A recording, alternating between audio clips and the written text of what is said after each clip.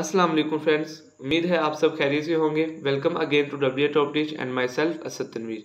आज की इस वीडियो में हम नेस्टेड इफ स्टेटमेंट को समझेंगे कि नेस्टेड इफ स्टेटमेंट क्या है, इसका सिंटैक्स क्या है और ये कैसे वर्क करता है। लास्ट वीडियो में हमने इफ एल्स स्टेटमेंट को समझा कि इफ एल्स इफ स्टेटमेंट क्या है, इसका सिंटैक्स क्या है और ये किस तरह वर्क करता है। अगर आपने प्रीवियस वीडियोस को नहीं देखा तो मैं आपको डिस्क्रिप्शन में लिंक दे दूंगा या आई बटन में आपको वो वीडियो दे दूंगा, आपने उनको लाजमी देखना है क्योंकि वो बेस है नेस्टेड इफ स्टेटमेंट की।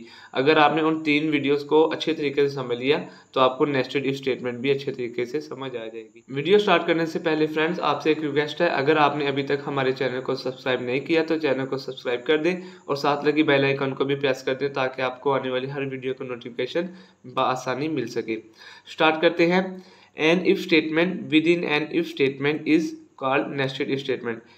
if statement मतलब कि हमने कोई भी कंडीशन लगाई है, if अगर कंडीशन लगाई है उसके अंदर ही हमने एक और if कंडीशन या if स्टेटमेंट लगा दी, उसे हम कहते हैं nested if स्टेटमेंट। अब इसके सिंटैक्स को समझते हैं कि इसका सिंटैक्स क्या है।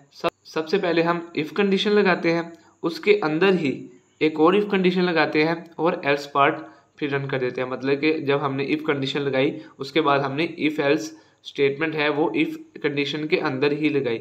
मतलब कि इसे हम आउटर इफ कहते हैं और इसे हम इनर इफ कहते हैं। मतलब कि ये इफ के अंदर है, ठीक है, इफ कंडीशन, और इनर इफ ये इफ के अंदर ही एल्स पार्ट है। सबसे पहले हमने इफ कंडीशन लगाई, उसके बाद हमने उसके अंदर ही इफ कंडीशन लगाई और इफ एल्स कंडीशन आपको पता ही है, जब नेस्टेड इफ स्टेटमेंट का जिक्र हो तो तब हम if else statement if statement के अंदर ही लगाते हैं। उसके बाद जो नेस्टेड इफ स्टेटमेंट का जो लास्ट पार्ट होता है वो है एल्स स्टेटमेंट। ठीक है जी फ्रेंड्स, अब हम इसके सिंटैक्स को समझते हैं कि जो नेस्टेड इफ स्टेटमेंट है एक्चुअली वो वर्क कैसे करता है। सबसे पहले जब हम इफ कंडीशन लगाते हैं, अगर इफ कंडीशन ट्रू होगी तो आगे ही हम इफ कंडीशन लगाएंगे। फॉर एग्जांपल अगर हमने यहाँ पे कोई कंडीशन लगाई है, ठीक है, उसके बाद हम इफ कंडीशन लगाते हैं, ठीक है, इफ कंडीशन के अंदर ही हम इफ कंडीशन लगाते हैं। जब हम इफ कंडीशन लगाएंगे तो उसके अंदर ही जब हम दूसरी इफ कंडीशन लगाएंगे, अगर ये कंडीशन ट्रू होगी तो ये आगे वाला पार्ट जो ब्लॉक होगा इफ कंडीशन का वो चलेगा। अगर यही कंडीशन ट्रू नहीं होगी तो ये जो पूरा ब्लॉक होगा ये एग्जीक्यूट नहीं होगा, ये स्किप हो जाएगा। तो सबसे पहले जब हमने इफ कंडीशन लगाई उसके अंदर हमने एक और इफ कंडीशन लगाई। अगर इफ कंडीशन ट्रू होगी और ये भी कंडीशन ट्रू होगी तो इफ कंडीशन का जो स्टेटमेंट होगी वो एग्जीक्यूट हो जाएगी और जो एल्स पार्ट होगा वो एग्जीक्यूट नहीं होगा, वो स्किप हो जाएगा। इसी तरह अगर इफ कंडीशन ट्रू होगी, ठीक है, और इफ कंडीशन जो इसके अंदर हमने लगाई है अगर वो फॉल्स होगी तो ये स्टेटमेंट एग्जीक्यूट नहीं होगी।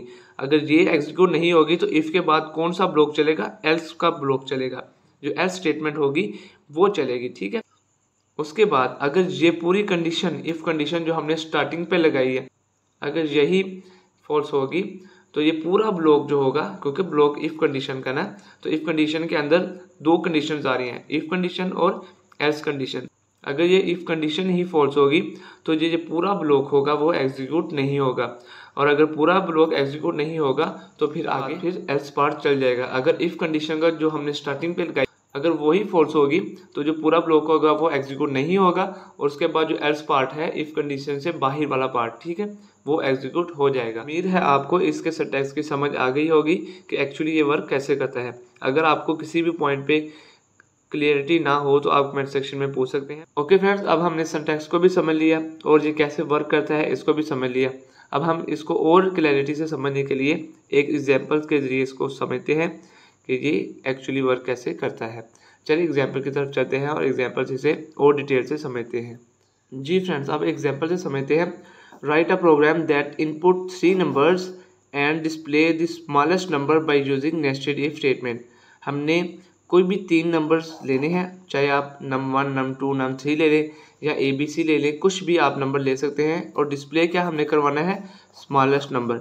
मतलब कि इन तीनों में से अगर जो हमने 3 नंबर्स लिए हैं वो हमने डिस्प्ले कराने हैं कि इन तीनों नंबर्स में से स्मॉलेस्ट नंबर कौन सा है, किसके ज़रिए, नेस्टेड इफ स्टेटमेंट या कंडीशन के ज़रिए। चलिए इसका सिंटैक्स लिखते हैं और देखते हैं कि हमारे पास आउटपुट। जी फ्रेंड्स, सबसे पहले हम क्या करेंगे, हैश इंक्लूड लाइब्रेरी का यूज़ करेंगे। उसके बाद हम यूजिंग नेम स्पेस std लिखेंगे और हम मेन फंक्शन को स्टार्ट कर देंगे। जब मेन फंक्शन को स्टार्ट करेंगे उसके बाद हम वेरिएबल्स को डिक्लेयर करेंगे। जब भी मैं आपको प्रोग्राम करवाता हूँ, एग्जाम्पल करवाता हूँ, तो सबसे पहले मैं आपको यही बताता हूँ कि everything must be declare before it can be use. तो हमने 3 वेरिएबल ले लिए ए बी सी, ठीक है। उसके बाद हमने इनको आउटपुट इनपुट करवा दिया, ठीक है। इंटर 3 नंबर्स और ये हमने इनपुट करवा दिया। आप सी इन ए बी सी हमने कर लिया, आप अलग अलग भी कर सकते हैं। सी इन ए सेमीकोलन, फिर सी in B semicolon, C in C semicolon, इस तरह भी आप कर सकते हैं और इस तरह भी आप कर सकते हैं। जी फ्रेंड्स, तो सबसे पहले हम कंडीशन लगाएंगे इफ़ की, ठीक है, जो मेन होगी। If A less than B, ठीक है, ये मेन कंडीशन है। इसमें हम लगाएंगे इफ़ अगर ए लेस देन बी होगा। इसके अंदर ही हम एक और कंडीशन लगाएंगे इफ़ अगर ए लेस देन सी, ठीक है। हमने कंडीशन पहले लगाई if A less than B और इसके अंदर ही हमने कंडीशन लगाई इफ़ ए लेस देन सी।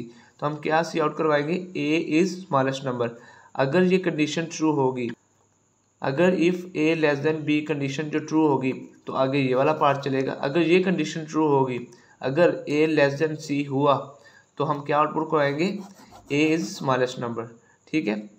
अगर ये कंडीशन फॉल्स होगी, अगर ए लेस देन सी ना हुआ तो फिर हम एल्स पार्ट चलाएंगे और एल्स पार्ट में क्या होगा, एल्स पार्ट में सी इज़ स्मॉलेस्ट नंबर आएगा। क्योंकि पहले हमने इफ़ कंडीशन लगाई, उसके अंदर हमने लिखा if A less than B. अगर ये कंडीशन ट्रू होगी तो आगे ये वाला पार्ट चलेगा इफ़ ए लेस देन सी। अगर ये कंडीशन ट्रू होगी तो इफ़ कंडीशन स्टेटमेंट चलेगी कि ए इज स्मॉलेस्ट नंबर। अगर ये कंडीशन फॉल्स होगी तो फिर एल्स पार्ट चलेगा और एल्स पार्ट में क्या आएगा, सी इज़ स्मॉलेस्ट नंबर, ठीक है।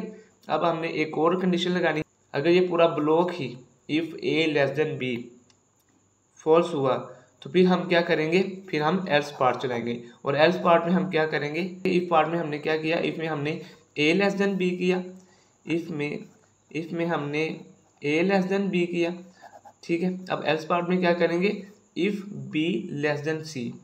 अगर ये कंडीशन ट्रू होगी तो सी आउट क्या करेंगे, बी इज स्मॉलेस्ट नंबर, ठीक है।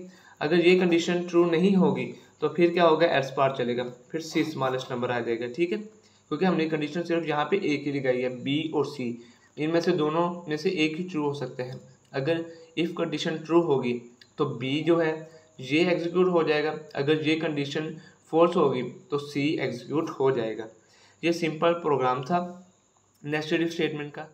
जी फ्रेंड्स, उम्मीद है आपको अच्छे तरीके से नेस्टेड इफ स्टेटमेंट की समझ आ गई होगी। अगर आपको किसी भी पॉइंट पे क्लैरिटी नहीं होगी तो आप कमेंट सेक्शन में पूछ सकते हैं, मैं आपको उसका प्रॉपर आंसर दूंगा। एक बार मैं फिर बता देता हूँ कि ये किस तरह एग्जीक्यूट होगा। सबसे पहले हम मेन जो कंडीशन लगाएंगे इफ़, ठीक है, उसके बाद हम इफ़ ए लेस देन सी लगाएंगे।